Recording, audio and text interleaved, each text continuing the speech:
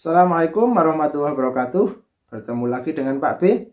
Masih seputar belajar investasi emas, baik untuk pemula atau yang sudah action atau yang sudah pro. Yang sudah pro adalah refresh saja atau berbagi ilmu dan berbagi pengalaman dari Pak B. Oke, kali ini Pak B akan membahas warna-warna emas perhiasan, ya. Masih seputar perhiasan, dari warna-warnanya mungkin banyak yang sudah tahu, tapi kenapa warnanya berbeda-beda. Oke, sebelumnya jangan lupa like, subscribe, dan komen. Karena like, subscribe, dan komen akan membantu mengembangkan channel Pak B, dan Pak B akan semakin bersemangat untuk berbagi ilmu yang positif. Oke, mari kita mulai. Warna pada emas perhiasan.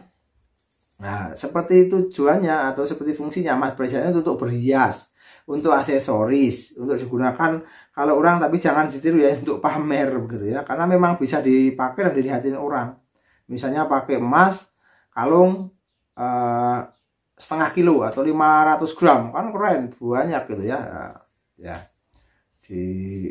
apalagi maaf tidak pakai jilbab kan kelihatan sekali, atau pakai jilbab tapi kalungnya di luar kan gitu ya. Tuh, kan, tapi kan nggak mungkin kalau misalnya cincin 100 gram itu kan nggak mungkin, besar sekali ya. Nah, kan seperti itu. Oke, itu perpaduan emas yang dilebur dengan logam lain itu akan membentuk atau menghasilkan warna yang berbeda-beda sesuai dengan sifat logam tersebut dengan sifat asli atau sifat dasar emas murni tersebut, sehingga akan menghasilkan ini tetap emas tapi warnanya kok beda-beda. Ini kita Pak B bahas di sini untuk memberi informasi. Oke. Yang pertama emas merah. Kan ada emas itu warnanya kemerah-merahan gitu ya. Tapi cenderung merah. Itu adalah emas murni ditambah tembaga. Kalau presentasinya Pak B kurang tahu, tapi emas murni tambah tembaga itu nanti akan memunculkan warna merah. Sifat warna emas dasarnya kuning itu, kuning halus itu akan terkenal dengan campuran tembaga, akhirnya akan menjadi warna merah. Oke, yang kedua adalah warna emas kuning. Nah, kuning itu adalah emas murni dengan perak murni. Jadi kalau emas murni dicampurkan perak murni nanti akan kuning, sehingga nanti karatasenya kan akan, misalnya seperti karatasenya harusnya 24 karat, misalnya tambah tetap kuning, berarti ditambah perak sehingga 24 misalnya. Oke ya. Terus yang ketiga emas putih.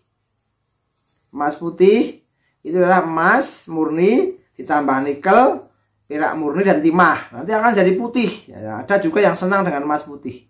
Bahkan ada yang dulu pernah booming itu emas putih. Terus emas hijau. Jadi nomor 4 adalah emas hijau. Emas hijau adalah emas murni tambah perak murni tambah kadmium tambah tembaga. Komposisinya masing-masing sehingga membentuk emas hijau. Yang kelima adalah emas biru. Emas biru itu adalah emas murni ditambah besi. Nanti akan memunculkan warna biru. Kalau tadi emas murni tambah tembaga memunculkan warna merah, kalau emas murni tambah besi ya, itu akan memunculkan warna biru. Emasnya jadi warnanya biru. Yang keenam adalah emas jingga. Emas jingga itu emas murni ditambah perak, perak murni ditambah tembaga, akan memunculkan warna jingga. Jadi emas tapi warnanya cenderung jingga. Kalau dilihat emas tapi cenderung jingga. Kuningnya ada ya, masih ada karena sifat dasarnya emas masih ada tapi cenderung jingga. Ketujuh adalah emas coklat. Nah, karena ada yang coklat-coklatan kan. Itu adalah emas murni tambah palladium tambah perak murni. Jadi emas murni tambah palladium tambah perak murni. Nanti akan memunculkan warna coklat. Mungkin coklatnya dari palladium itu. Yang ke-8 adalah emas abu-abu. Ya, jadi agak abu-abu. Emas murni ditambah tembaga tambah besi.